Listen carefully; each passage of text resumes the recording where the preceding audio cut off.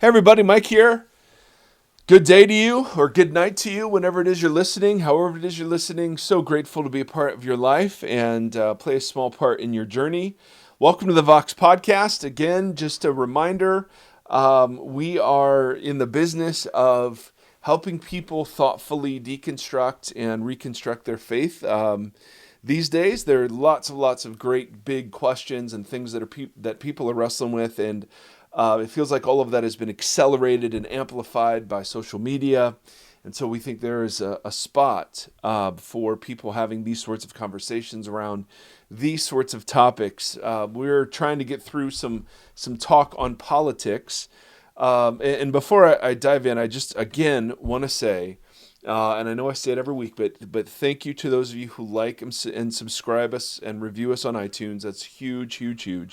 That keeps iTunes aware of us and helps people to find us. For those of you supporting us on Patreon, I cannot just simply thank you enough for that, and for our new Patreon supporters, welcome. And then lastly, just so grateful for your feedback, your questions. I'll probably do a question episode next episode just because we've got a lot of really good stuff kind of accumulating. So before we were so rudely interrupted by my SD card running out of memory last week, I was in the middle of trying to paint a picture about how faith and politics are to be reconciled in a Christian kind of way.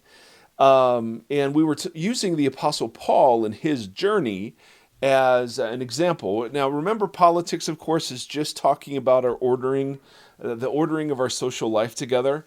It deals with something called a polis, which is some sort of community or group, usually geographically defined.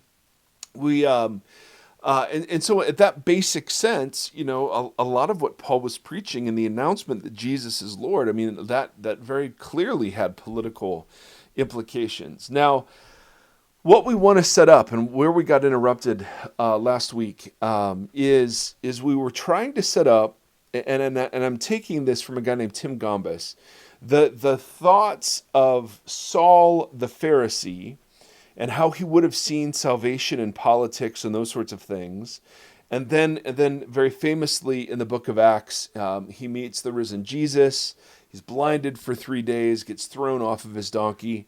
And all of a sudden he still has the same zeal, but now he's reorienting himself around the reality that there's this Jesus that has to be contended with, and so he engages now in political talk much differently than he did as a Pharisee. So what I'm trying to do is trying to set up his thought life, the way he would have understood the world as best we can reckon, from the Old Testament scriptures, from writings of the day, from what we know about Pharisees and so on, and so we're trying to reconstruct his political imagination, so that we can show when he meets this Jesus. So that we can show when he meets Jesus how differently and how similar his political imagination becomes expressed. So there are huge similarities between how Paul is going to understand the work of Jesus in the world before, or after he comes to know this Jesus. But there are some big differences too, and it's those differences that I think will be really enlightening for us. So if you'll trust me, we will pick up where we left off, and I'm just doing a lot of monologuing about Paul's sort of narrative imagination around politics. Where we left off was so we talked about the creation of Israel, or the creation of the world, the choosing of Israel as a light to the nations.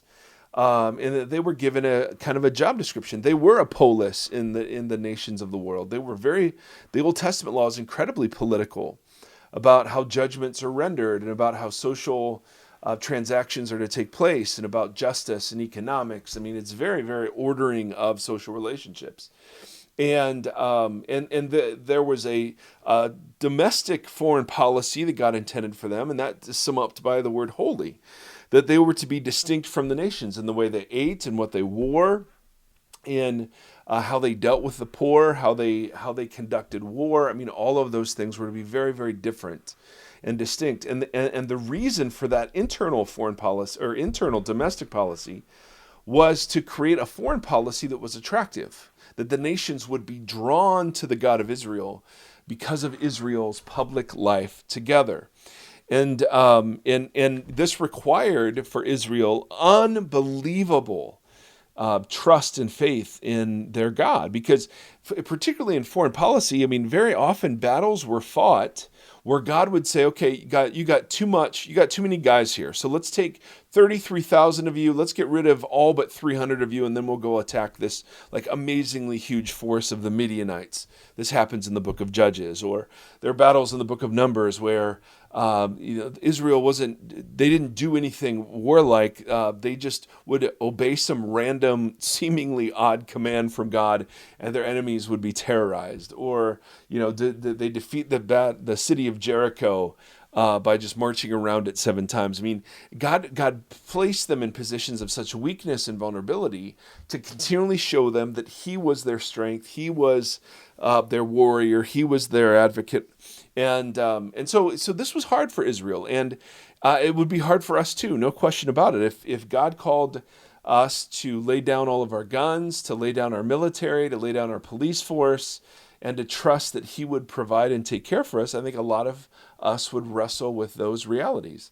And so, not surprisingly, Israel fails to live up to her vocation, not only in foreign policy matters, but in domestic policy as well. Now, again, I'm using purposefully political language, even though it's not used that way in the Old Testament or the Hebrew Scriptures, simply because I want us to engage with this big story and realize it's loaded with political language from its very beginning. We've separated the idea of politics from the ordering of our social life together, and we've made it and packed it with all this weird American stuff that we do in the 21st century. And so I think Paul thought very much in political terms. In fact, what happens because of Israel's failure as they get sent into exile, they are forcibly removed. The northern 10 tribes earlier than the southern tribes, but the northern kingdom goes into exile and never returns. The southern tribes, or tribe and a half, or 2.5 tribes, depending on how you count, get sent into Babylon, and they return 70 years later. But they're exiled precisely because they did not fulfill the vocation that God had given to her. So instead of being a light to the nations, they wanted to be like the nation. So that starts very early in the Israel story with their desire to have a king. Instead of Yahweh as their king, they wanted an earthly king. They wanted to trust in chariots and warriors and armies and in counting their population size and in human strategy and so on. Rather than cultivating a politics of holiness, they mimicked, and imitated the corrupt practices of their neighbors, right? So they were just as corrupt in their politics and their economics and their social practices. Instead of taking care of the poor were exploited by the rich. They practiced injustice and the exploitation of the vulnerable. They adopted the worship of the gods of other nations. They did not, so they were not holy, first of all, internally. And then secondly, they not only didn't trust in God for their protection, but they adopted a posture towards outsiders that was the very opposite of they're supposed to love them and serve them and welcome them and attract them into the worship of Yahweh. Instead, it was very much an arrogance, a judgment, a pejorative kind of an adversarial relationship between Israel and the nations, at least in some of the Hebrew scriptures, it comes off that way. And they imagined that God, was this same way towards outsiders as well. So they get sent into exile because of their failure to fulfill the mission God had given to them. But even in exile, and this is what's interesting, even in exile, they were to stay this kind of people. They were to maintain almost a political vision of holiness. They were to stick together and become a polis within the polis. So the northern tribes had been scattered throughout the nations. The southern tribes now all went to Babylon together, and there's this incredible letter in the book of Jeremiah, of course, where they literally are to seek the blessing of the city they find themselves in. They're to be like literally a body politic in the midst of these big other kingdoms. And they were to continue to maintain their distinctive practices, to take care of the poor and the weak and the vulnerable, to maintain humility and the true worship of the one God. So for them, residence in the land, the promised land, was a political thing. Exile from the land happened for theological and political reasons.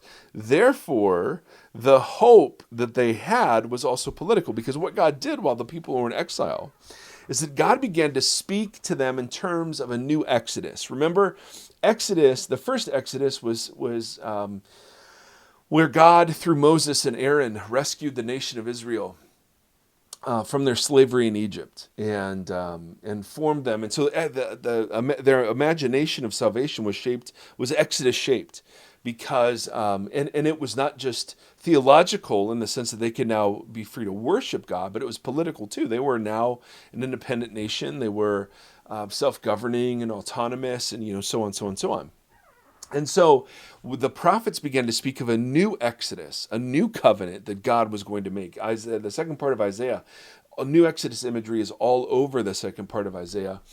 You've got new covenant imagery in the book of Jeremiah, where God's going to give his people a new heart.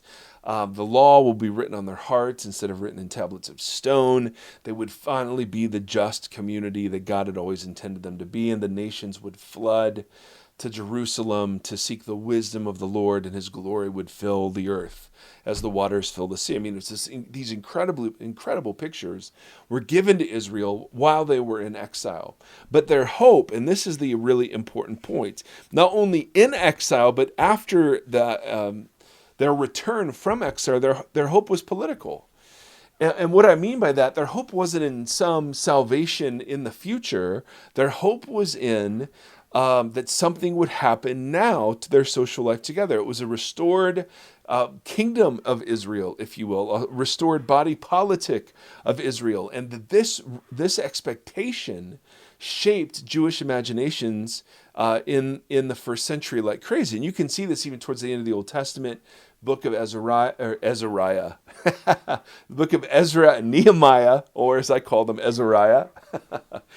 You can see this. There was this dream again of rebuilding the temple and rebuilding the walls and protecting itself from its enemies, and seeing Israel's oppressors thrown down and Israel vindicated in the sight of the nations. I mean, this was very, very political stuff. For them, salvation and redemption, they weren't just, hey, here's your ticket to heaven someday when you die. No. It was about the nation, the body politic of Israel being vindicated in the sight of the other nations. Their redemption was thought of in political terms. They wanted freedom, even though in the first century they lived under the oppression of Rome. They wanted freedom from oppression. They wanted the installation of righteous leaders, not corrupt leaders. They wanted a society of justice and compassion. And all of this, it was summed up by the simple Hebrew word shalom. That's what they longed for.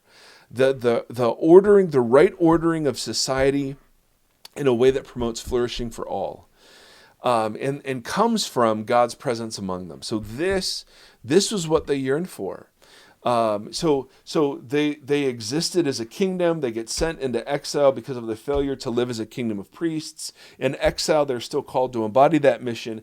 And then the promise is that they will now be given. There will be a new exodus.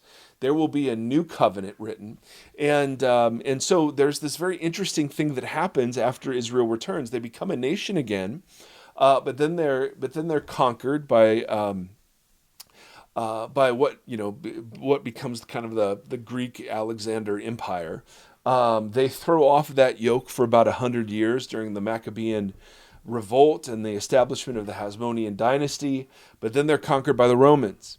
And the Romans, so here comes Saul. We know him as Paul, of course, but is Saul the Pharisee comes on the scene, and his political imagination is drenched in these terms. Salvation to Israel was purely, not purely, but it understood almost exclusively in these political terms, that Israel was oppressed by Rome. They were a laughing stock among the nations, and what God would do when God would finally keep his promises, God would perform a new exodus. He would deliver Israel out of Roman slavery. He would throw the Romans down. He would vindicate Israel and judge the nations. That was the political expectation of what salvation meant for someone who was like a Pharisee. Now, it's really, really important that we understand that Pharisees were not the bad guys. They were the zealous guys. They were the ones that were most interested in making Israel great again. Right? I mean, they were. So let me get into this just a little bit. The Pharisee hope was that the God of Israel would fulfill his promises to set Israel free from oppression and restore the nation to its rightful place. Remember, God selected Israel out of all the nations of the world to be a blessing to the nations of the world. And that required them, in their mind, to being set above the nations of the world to fulfill this vocation. Because Paul was passionate about this hope, right? The vindication of Israel, the overthrow of oppression of Israel's enemies. The fact that Israel in Paul's day was dominated by the Roman Empire was absolutely intolerable. Now, again, this is Tim Gombis, who does some great work on how Saul and Paul then differ in their political imaginations. He said, the desperate need to set the agenda for the Pharisees, this desperate need set the agenda for the Pharisees. As Saul read the scriptures of Israel, he understood that the nation had been sent into exile for unfaithfulness to God, for idolatry, for neglecting the Mosaic law and its practices, right? So the reason the Romans now ruled politically over Israel was because Israel had not been faithful to the covenant. It had not been faithful to embody the Mosaic law and all of its social practices of justice and compassion and worship.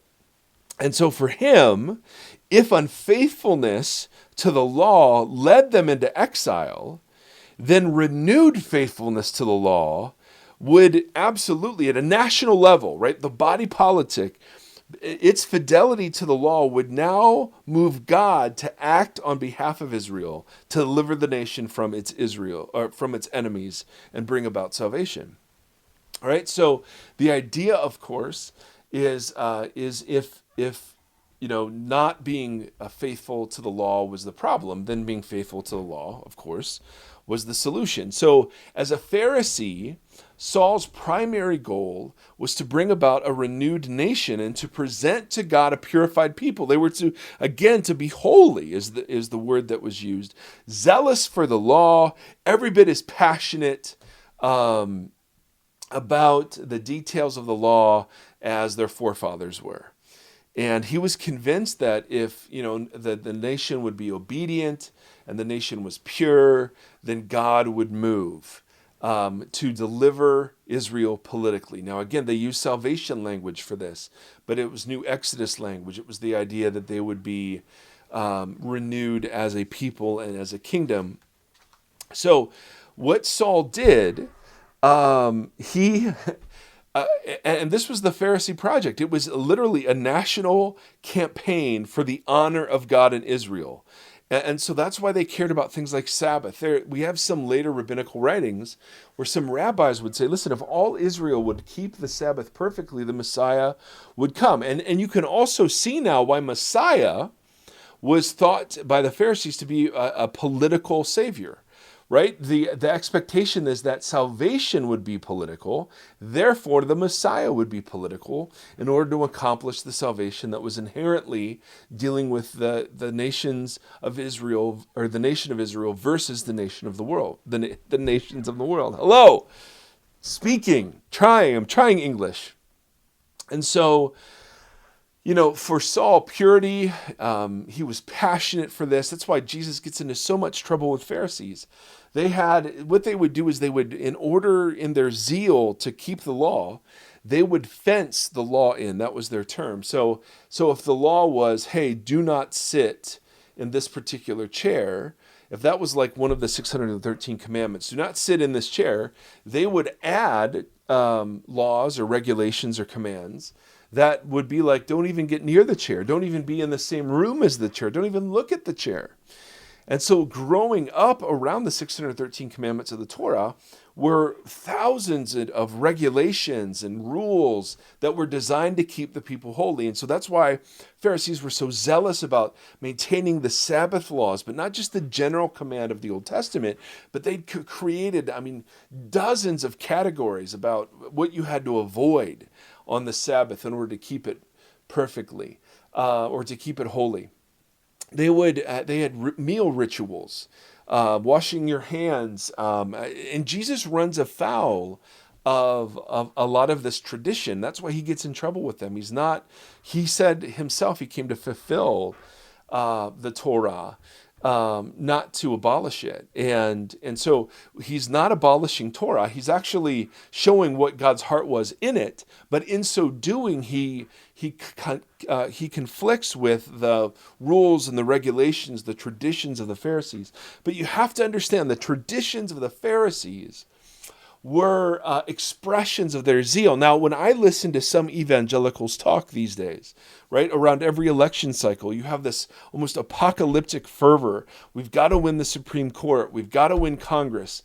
The nation is sliding into a moral abyss. We've got to recapture America. We've got to bring America back to God. And there's always the Second Chronicles, my people called by my name will humble themselves and cry out, I will that was a national promise given to a national ethnic body called Israel that we now claim for America. There is the same passion and zeal. So one of the big parallels I want to draw is the zeal of the Pharisees for the righteousness of Israel in all of its good and badness is similar to, not equivalent to, because I don't think Americans see, I think some do in old, covenant kind of terms. But anyway, I do think there's a parallel between how we are to understand the evangelical movement as a political organization and how the Pharisees saw what was supposed to happen to Israel in political terms.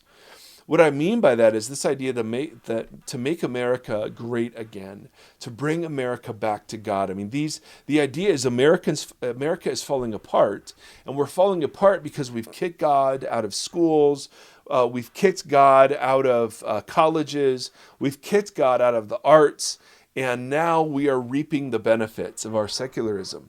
And so the idea is, well, if the reason America is backsliding or heading downhill is because we've not been faithful to God, then in order to arrest this downward slide, we must become faithful to God again, and God will then engage and bless us the way He's blessed our parents and grandparents. So it's the same logic that the Pharisees would use. If disobedience got us into political trouble, then clearly obedience is what we need to do. In our case, 21 centuries later, hey man, America used to be really, really good, really strong, foreign and abroad. And what's happened? Look at us. Look at what we accept. So a natural disaster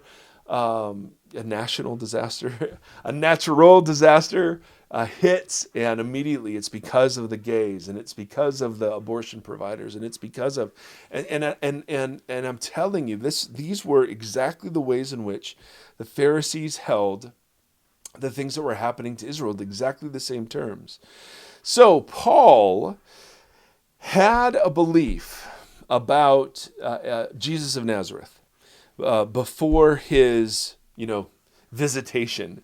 Saul the Pharisee would have seen Jesus as a failed Messiah. First, because Jesus failed to enact the political program that the Messiah was to inaugurate.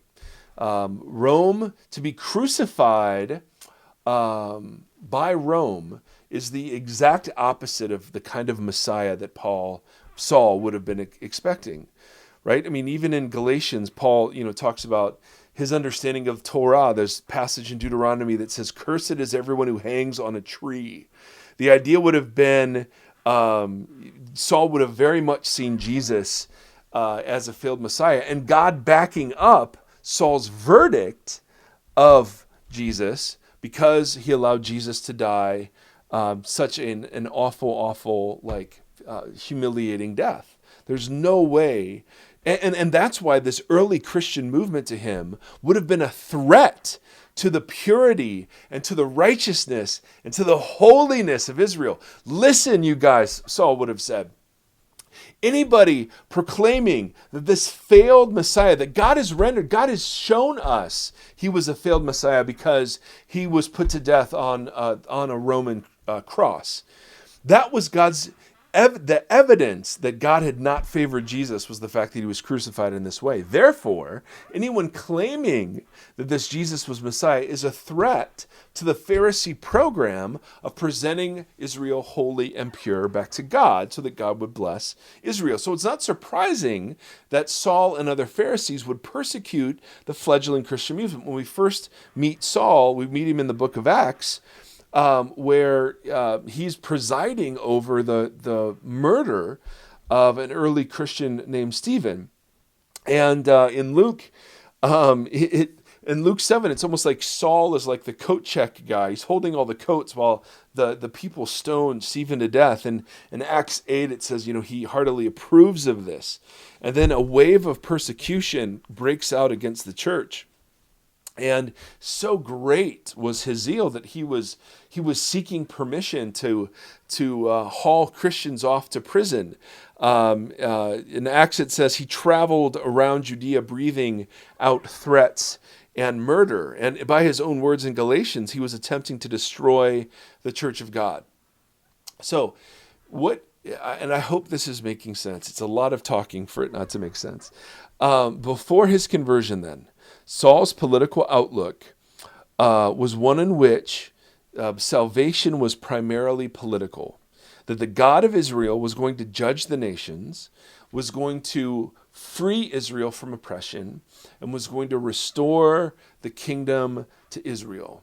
So the nations would be judged, Israel would be vindicated, and this would happen because of a renewed commitment by Israel as a national entity to covenant fidelity and faithfulness to God and to the Mosaic law.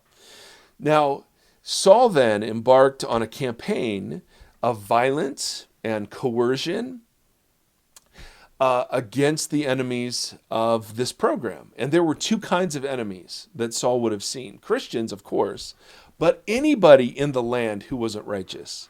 So the tax collectors, the prostitutes, the sinners, so many of the people that were drawn to Jesus, all of them represented the threat of God not blessing Israel, right? Because if God was going to bless them when they were a purified people, and these people clearly were not purified, it's like a Christian leader today saying, well, this natural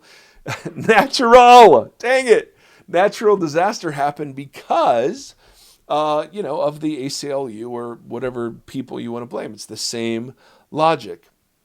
That the sinners in Israel and the Christians were preventing God from blessing. So too here it's the feminists and the gays and the whoever else are preventing God from blessing our nation as well.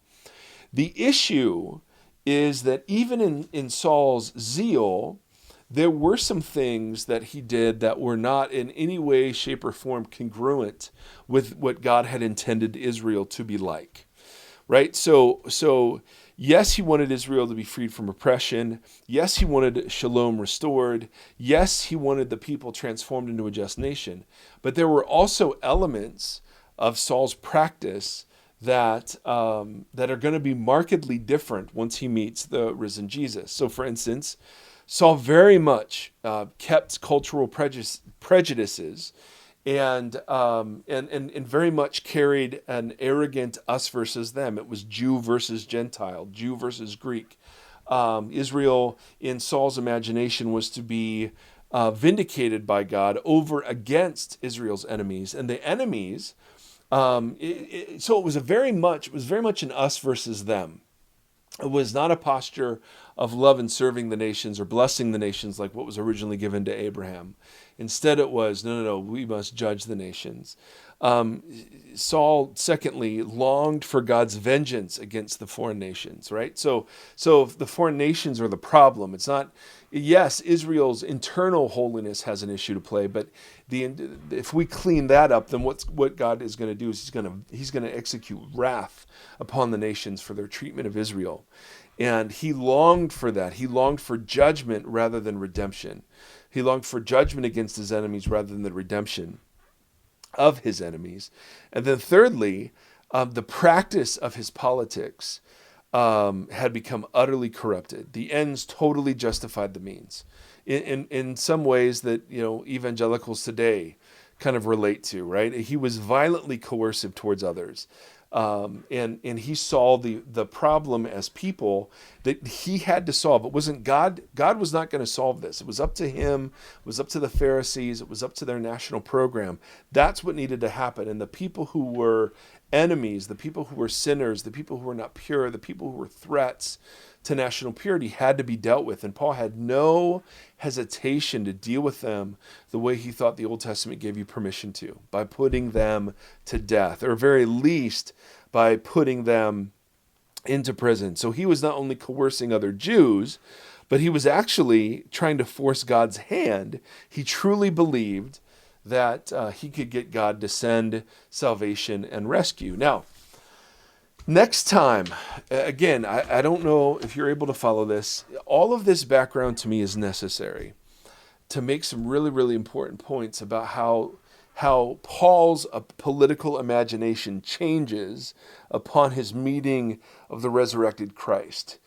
So I think it's super important that we understand Paul's thought, Paul's hopes, Paul's expectations, the ways in which Jesus would have failed all of them. All of them, not from not only who Jesus hung out with, to who he blessed, to who he included in his movement, to the failed political Messiah that he turned out to be. It makes total sense that what the Jews, the Pharisees, were hoping for would have been understood in political terms, and I see some of that same fervor among my evangelical friends. And I see it from the progressives and from the conservatives, right? You've got the pro-Trump crowd who, I've seen bumper stickers, and I've talked to people who are like they see Trump in the almost like divinely elected terms, and then you've got the never Trump crowd that is so unbelievably antagonistic toward the Trump crowd. There's no listening. There's no exchanging of ideas. There's no figuring out how America can move forward together.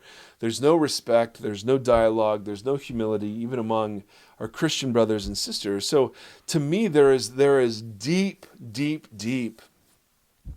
a deep divorcing from what Jesus and I think how Paul would have intended us to be political in the world today. And it happens on both sides, because for the Trump people, hey man, getting Trump in office was the goal, getting a Supreme Court justice, remaking the judicial benches all throughout the country, dealing with immigration, blah, blah, blah. For folks on the other side, it is literally, we have to get Trump out of here. He is destroying our country. And I, of course, have opinions of my own on these things. But is there a way to practice being political that Paul, the change from Saul the Pharisee to Paul the Apostle, I think will be incredibly illustrative about how it is that we are political today. So anyway, this is more of a trilogy. This is the second part of a trilogy. It's just filling in some gaps, providing some color, but trying to make a case that a lot of how we view things today is very similar to the hopes and dreams that the Pharisees had for Israel. Obviously not perfectly analogous, but close enough that when we see Saul abandon those dreams for something else, we will see him practice politics in a completely different way. So my friends, May the Lord bless you and keep you. May the Lord shine his face upon you and be gracious to you. May the Lord lift up his countenance to you and may he give you peace in these days. Thank you for listening. And as always, would love to read your feedback or hear your feedback on this stuff. Thank you so much.